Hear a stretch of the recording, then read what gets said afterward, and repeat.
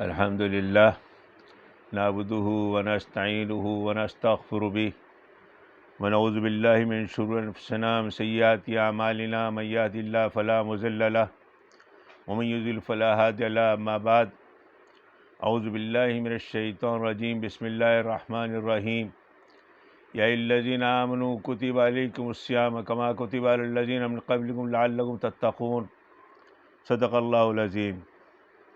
میرے محترم بزرگوں، دوستوں، بہنوں اور بھائیوں، میرا معمول ہے کہ رمضان مبارک کے پورے احکامات ایک رکوع کے اندر ہیں۔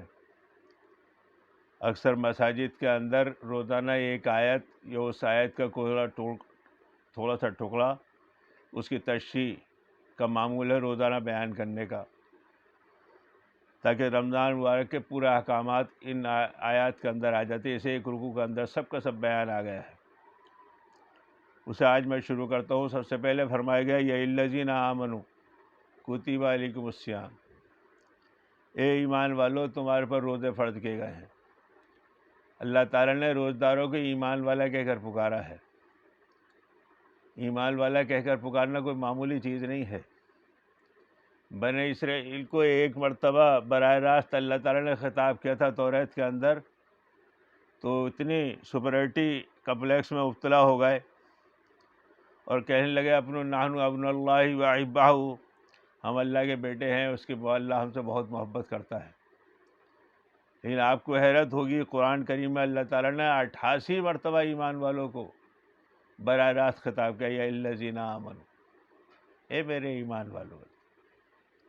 روزے کے لیے ایمان ہونا شرط ہے، کافر پر روزہ فرض نہیں ہے۔ کافر پر نہ نماز فرض ہے، نہ روزہ، نہ حج، نہ زکوٰۃ۔ اس لیے کافر سے یہ نہیں پوچھا جائے گا تم نے روزہ کیوں نہیں رکھا تھا، اسے تو ایمان نہ لانے پر بھی وہ سزا دی جائے گی کہ دہائی بول جائے گا۔ ایک تو ایمان وہ ہونا شرط ہے روزے کے لیے، دوسرے عقل مند ہونا شرط ہے۔ پاگل پر روزے فرض نہیں ہے، مخبوط الحواس شخص پر روزے فرض نہیں ہے، عقل ہونا ضروری ہے۔ تیسرا بالغ ہونا ضروری ہے، بالغ پر روزے فرض ہیں، نابالغ پر روزے فرض نہیں ہیں۔ یہ بات میں بتاتا ہوں، ایمان والوں کو اللہ تعالیٰ نے جب مخاطب کیا ہے تو ایمان والوں کے بڑے حوصلے بلند ہوتے ہیں۔ آج کل جو ملک کے حالات چل رہے ہیں، سامنے والے سازش یہ کر رہے ہیں کہ انہیں تراویح نہ پڑھنی دی جائے اور 9 بجے سے کرفیو نافذ کر دیا جائے۔ کسی وقت کسی حالات میں آپ کو پریشان ہونے کی ضرورت نہیں ہے۔ قرآن نے ہمیں جگہ جگہ ان چیزوں کا مسئلے کا حل بتا دیا ہے۔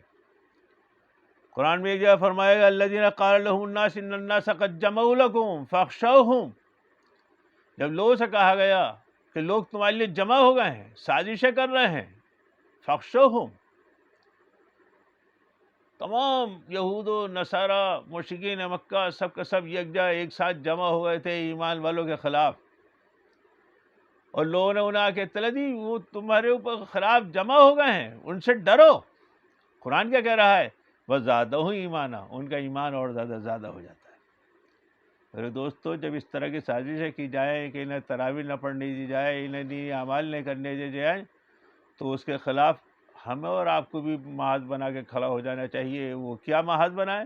اسے ٹکرانے کا محاذ نہیں ہے۔ اگر کسی جگہ کہہ دیا جائے نہیں، ہمارے لیے فائدے کی چیزیں ہوتی ہیں، اس طرح کی چیزیں جو الزامات لگائے جاتے ہیں یا سازشیں کی جاتی ہیں۔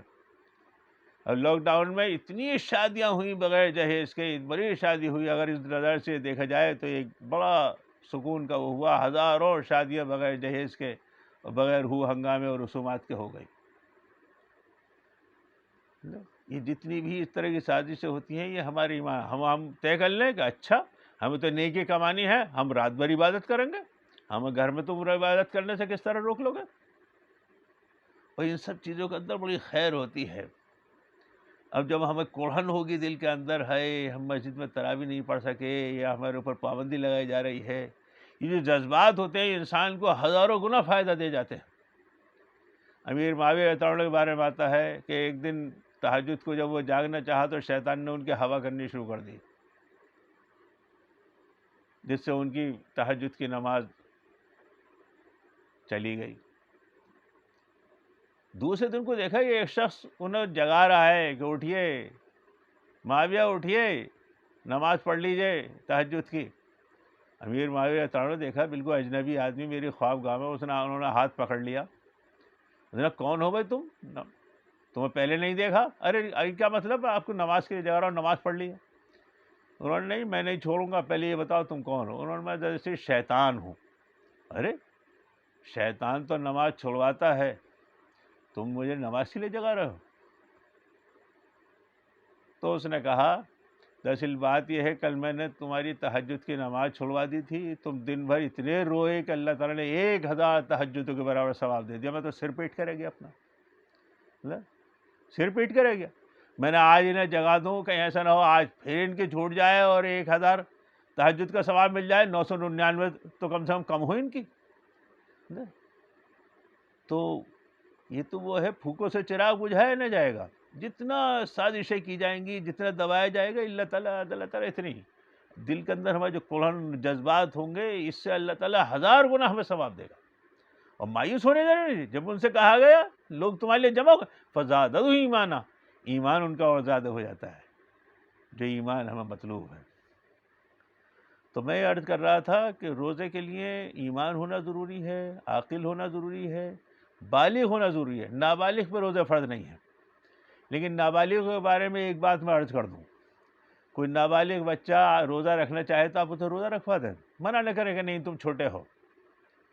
لیکن ایک بات ذہن میں رہے، بچہ جس وقت بھی افطار سے 2 منٹ پہلے بھی اگر آپ کا بچہ یہ کہہ رہا ہے کہ مجھے پیاس لگ رہی ہے، بھوک لگ رہی ہے، آپ فوراً، چونکہ مکلف نہیں ہے، آپ فوراً اسے پانی پلا دیجئے کھانے کے لیے. بالکل. اور بچے سے ویسے بھی کہتے ہیں نا بیٹا جس وقت بھوک پیاس لگے اس وقت کھا لینا نہ، لیکن رکھوا دینا چاہیے. کیوں ایسا ہے؟ پہلے عادت ہوتی ریاکاری، پھر ہوتی عادت، پھر ہو جاتی عبادت.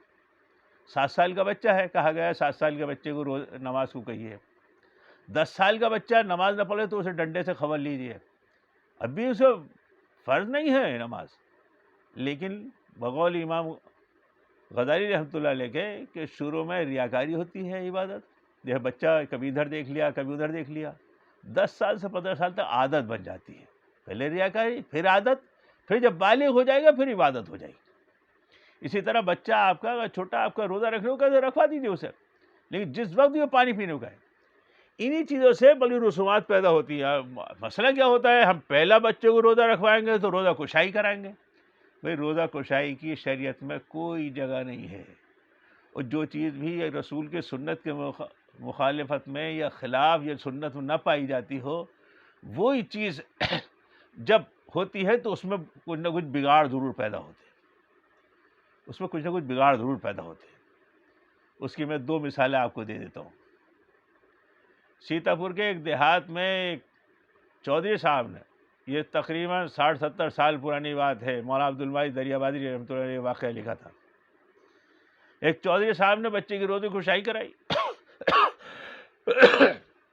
14 دیگ پکے، پوری برادری جمع تھی.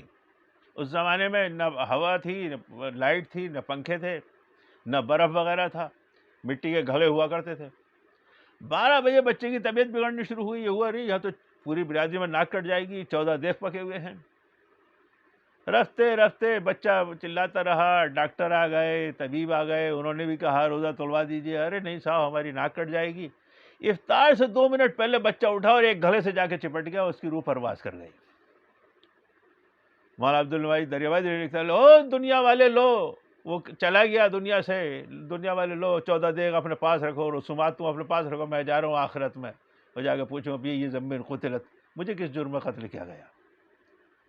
نابالغ روزہ رکھوا دیتا ہے، روزہ کشائی کرائی جاتی ہے. اس میں یہ پھر پریشانی ہوتی ہے کہ روزہ کس طرح توڑوائیں.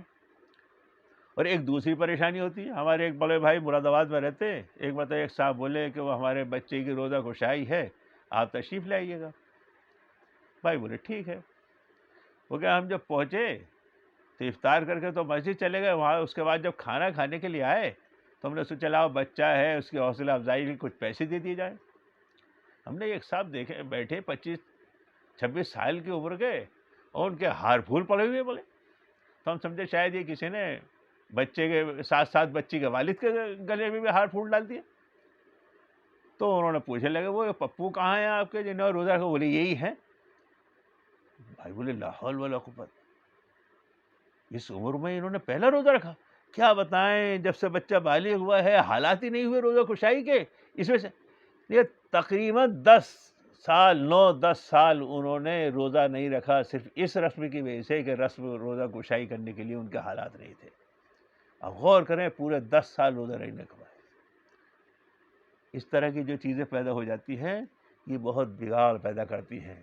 یا الذین آمنوا کتب علیکم الصیام، اے ایمان والو تمہارے اوپر روزے فرض کیے گئے ہیں. صوم کے بارے میں انشاءاللہ آئندہ دوسرے والی درس میں عرض کرنے کی کوشش کروں گا. اللہ تعالی ہمیں سب کو ہر وقت ہر حالات میں سنت کے مطابق عمل کرنے کی اور سنت کے مطابق چلنے کی توفیق نصیب فرمائے. وآخر دعوانا ان الحمد للہ رب العالمین.